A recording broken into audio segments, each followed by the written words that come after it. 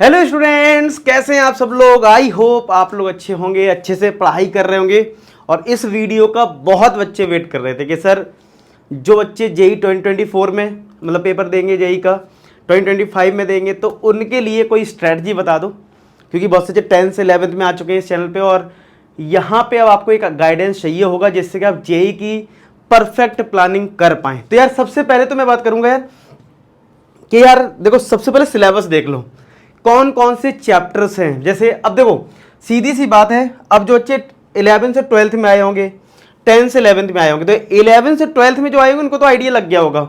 इतने सारे आपने वीडियो देख ही लिए होंगे कि भाई क्या क्या सिलेबस है।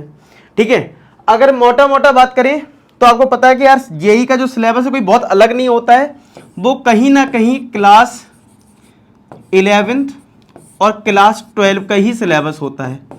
लेकिन ये भी बात सच है कि आप सिर्फ एनसीईआरटी पढ़ के जेई को नहीं फोड़ सकते। जो बच्चे माइंड में आ रहा होगा चलो सिलेबस तो सेम है, ठीक है, तो क्या हम जेई को सिर्फ एनसीईआरटी अगर पढ़ लें तो क्या हम अच्छा परफॉर्म कर सकते हैं? तो इसका आंसर है नो। आप एनसीईआरटी पढ़ के तो अच्छा नहीं कर सकते हो, आपको अदर चीजें भी, अदर मतलब रिसोर्सेज का तो यूज करना ही पड़ेगा। रिसोर्सेज बिना तो आप काम नहीं कर पाएंगे, समझ रहे हो।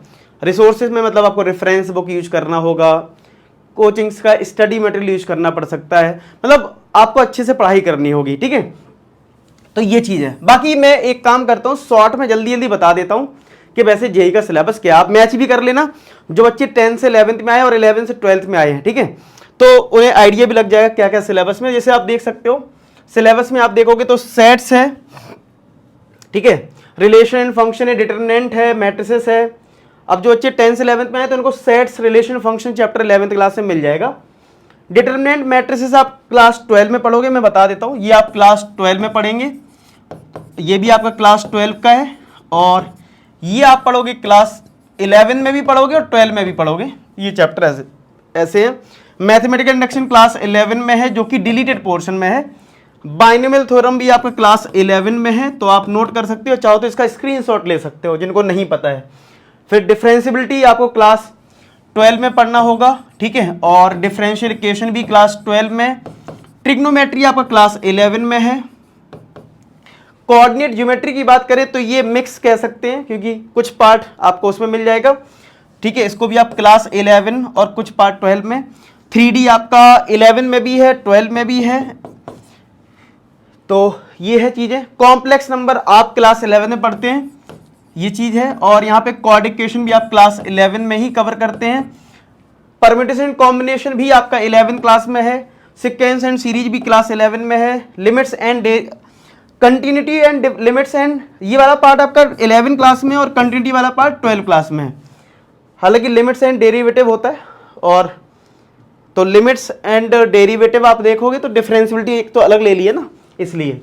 स्टैट्स आपका क्लास 11, ठीक है, वेक्टर 12, इंटीग्रल भी 12 है। मैथमेटिकल रीजनिंग भी आपका 11 क्लास में है, और प्रोबेबिलिटी आपका 11, 12 दोनों में है। तो इस तरीके से ये कहीं ना कहीं 11, 12 से ही पूरा डिसाइडेड होता है। तो ये तो मैंने शॉर्ट में आपको बता दी जल्दी से, ठीक है। थोड़ा सा जान लेते हैं। देखिए, रोड मैप जानने से पहले थोड़ा हमें उसके बारे में पता हो। हम रोड मैप जानने जा रहे हैं, भाई हमें पता तो हमें कहाँ पहुँचना है, उसके लिए क्या क्या चीज़ें हैं, तो वो तो पता हो। जैसे आपको दिल्ली से आगरा जाना है, मैं हमेशा बोलता हूँ, तो आगरा के बारे में पता तो तुम्हारे मौसा रहते हैं, मौसी रहते हैं, क्या है, तो भाई थोड़ा पैटर्न जान लेते हैं। तो भाई बेसिक इन्फॉर्मेशन क्या है, जो एग्जाम होता है जेई का वो कंप्यूटर बेस्ड होता है, ठीक है। कैसा होता है? कंप्यूटर बेस्ड होता है। कितने क्वेश्चंस पूछे जाते हैं, किस टाइप के होते हैं, वो भी जान लेते हैं। 3 घंटे का पेपर होता है, ठीक है, कंप्यूटर बेस्ड होता है। मल्टीपल चॉइस क्वेश्चंस होते हैं और क्वेश्चंस विद न्यूमेरिकल वैल्यूज। इसका क्या मतलब है? मतलब आपको क्वेश्चन दिया जाएगा, उसका आंसर इंटीजर फॉर्म में होगा, मतलब आपको सब्जेक्टिव बोल सकते हैं, उसका आंसर देना होगा, मतलब वो एमसीक्यू फॉर्मेट का नहीं होगा। सब्जेक्ट कौन कौन से होते हैं? फिजिक्स, केमिस्ट्री, मैथ्स होता है। ये समझ में आ गया।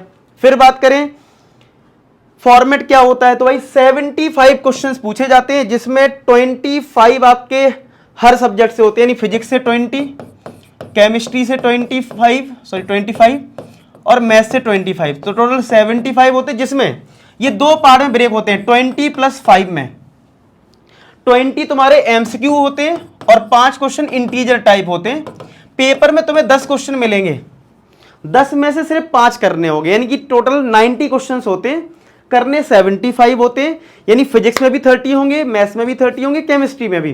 तो जो 10 क्वेश्चन होंगे इंटीजर वाले, उनमें सिर्फ 5 करने होते हैं, एमसीक्यू में कोई चॉइस नहीं होती है, ठीक है। टोटल 75 क्वेश्चंस होते हैं, हर क्वेश्चन 4 मार्क्स का होता है, तो टोटल 300 का पेपर होता है। सही करने पे +4 मिलेगा, गलत करने पर, अब नेगेटिव मार्किंग है, ये पहले का है, नेगेटिव मार्किंग रहती है -1 फॉर रॉन्ग आंसर, ठीक है, -1 for wrong answer negative marking रहती है, +4 और -1 चलता है। और ये मैंने आपको समझा दिया कि भाई 10 क्वेश्चन जो होंगे उसमें से 5 तुम्हारे रहते हैं जो कि कंपलसरी रहते हैं। शुरुआत के 20 क्वेश्चन में कोई आपको रियायत नहीं है, सब करने हैं, ठीक है। अब बात करते हैं रोड मैप की कि भाई अब कैसे स्ट्रेटजी बनाए। देखो सबसे पहले तो यार ये बहुत क्रूशियल टाइम चल रहा है, अप्रैल से लेके जून तक। कुछ बच्चे सोचेंगे अरे चलो ठीक है यार, अभी तो आराम से 11th क्लास में आए हैं, और 11th वाले सोचेंगे हम तो अभी 12th में आए, लेकिन 11th वाले फिर भी सीरियस हो जाते हैं, 11th से 12th में आए उनको पता चल जाता है। लेकिन 10th से 11th में जो बच्चे आते हैं वो बड़े आराम से रिलैक्स रहते हैं, लेकिन उनको ये नहीं पता ये बेटा सबसे गोल्डन पीरियड बोलूं इसको, ये आपके लिए एक गोल्डन पीरियड है। अगर आपने इसमें सही यूटिलाइज कर लिया तो बहुत गोल्डन बन जाएगा, नहीं तो सब बेकार हो जाएगा। क्योंकि देखो ऐसा है, अगर हम बात करें जुलाई से, तो जुलाई में आपको पता है यार स्कूल का वर्डन शुरू हो जाएगा, स्कूल वाले अपने टेस्ट शुरू कर देंगे, फिर बोलेंगे नोटबुक लाओ, ये करो वो करो, ठीक है, आपको पता है स्कूल में फिर टाइम ही कितना होता है। अब आप खुद सोचो, आप 8 बजे स्कूल चले गए, 2 बजे तक 3 बजे तक आते हो, फिर कोचिंग चले जाते होगे 4 से 7, ठीक है। अब टाइम ही क्या बचा, वापस आओगे फिर स्कूल में, कोई नोटबुक वोटबुक कंप्लीट करोगे, तो फिर तुम्हें सेल्फ स्टडी कब करोगे। और तुम ये बात जान लो, अगर तुम सेल्फ स्टडी नहीं करोगे, अगर तुम सेल्फ स्टडी नहीं करोगे तो तुम्हारा जेईई में वैसे भी नहीं होना है, समझ रहे हो। बहुत ज्यादा जरूरी है कि डेली के कम से कम 2-2 घंटे हर सब्जेक्ट को दो, 6 घंटे तो मिनिमम जब स्कूल जाते हो तब की बात कर रहा हूं, वैसे तो 10-12 घंटे पढ़ो तो भी ठीक है, छोटी मोटी बात नहीं है। हर एक चैप्टर को बहुत डिटेल में पढ़ना होता है, एक बुक बन जाती है यार, एक चैप्टर की बुक हो जाती है, सोचो इतना बड़ा होता है यार, वाइड हो जाता है बहुत।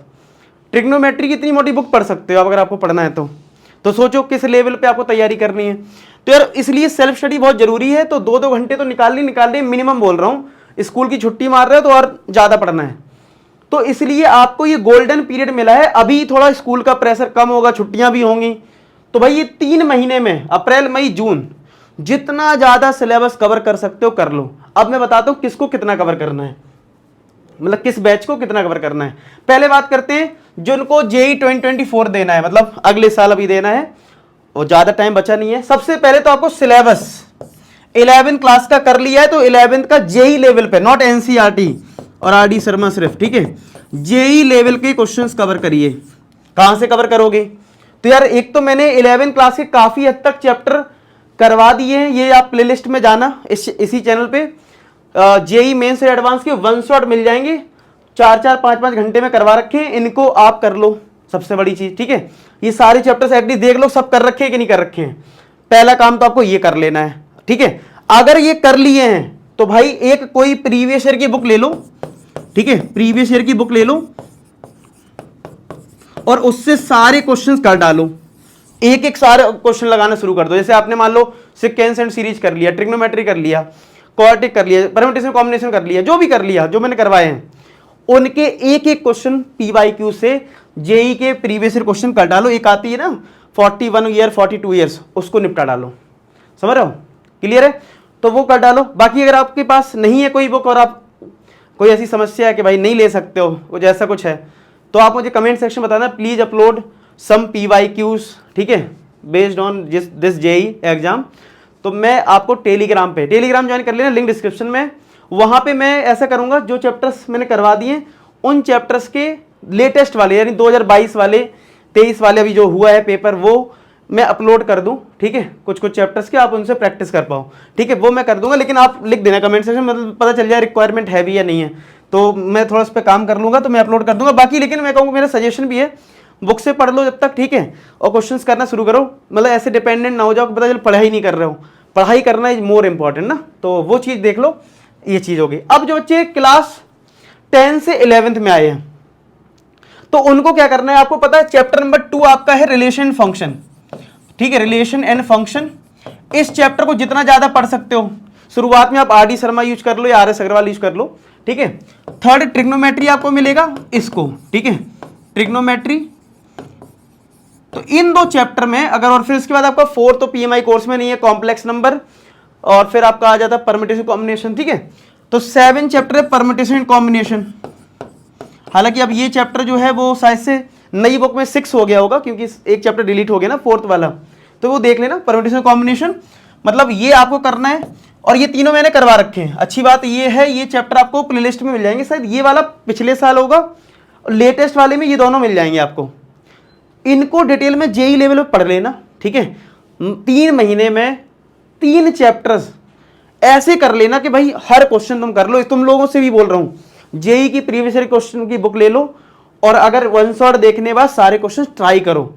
उनके सॉल्यूशंस भी दिए होंगे इस बुक में, तो भाई सॉल्यूशन से देख के एक बार आइडिया लो, पहले खुद से ट्राई करोगे, फिर उसका सॉल्यूशन देखो, थोड़ी रगड़ना शुरू करो। ऐसी फिजिक्स में, ऐसी केमिस्ट्री में, सब में 3-3, 4-4 चैप्टर जितने कर सकते हो उतने ज्यादा से ज्यादा खींच दो। मतलब मैं बोलूँ ज्यादा से ज्यादा खींच दो, जितना अच्छा खींच दोगे अभी उतनी बढ़िया रहेगा तुम्हारे लिए, समझ रहे हो। जितना जल्दी मैं कहूँगा, अगर एक और चैप्टर कर पाओ, limits and derivative 11th class में, अगर ये भी निपटा दो तो बहुत बढ़िया काम हो जाएगा, समझ रहे हो। तो अगर इतना कर दिया तुमने तो तुम्हारा मतलब पॉसिबिलिटी है, कुछ तुम लाइन में चल रहे हो। तो इतनी सारी चीजें तुम्हें करनी पड़ेंगी, नहीं करोगे तो यार देखो फिर वही वाली बात है, जैसे सीनियर तुम्हारे रोते हैं कि फिर नहीं हो पाया, तो तुम्हारा भी फिर वैसे ही रह जाओगे। तो मेरा कहना इतना है कि रगड़ना शुरू करो, मेहनत करने की आदत डालो।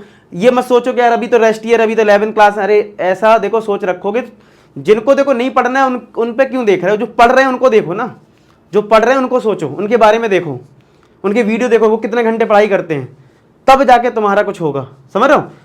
मेहनत करने की आदत डाल लो, अगर तुमको जेई के लिए तुम सीरियस हो तो, ठीक है। जेई के लिए अगर सीरियस हो और सिर्फ पास होना, तो मैं बता रहा हूँ तुम पास हो जाओगे, ठीक है, समझ रहे हो बात को। 11th में सिर्फ पास होना है, 12th में पास होना है, तो पास होने के लिए पढ़ रहे हो तो हो जाएगा।